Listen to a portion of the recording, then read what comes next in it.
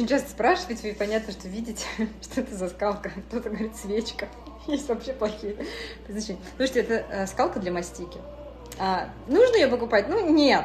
Честно, никакой в ней манны небесной нет. Если тесто прилипает, оно и к ней прилипнет. Там, знаете, не намного она дает возможность, чтобы тесто не прилипало. Да? Мукой в крайнем случае смазал, и все нормально. А когда тесто нормальное, видите, то и без муки оно не прилипает, и нормально раскатается деревянное.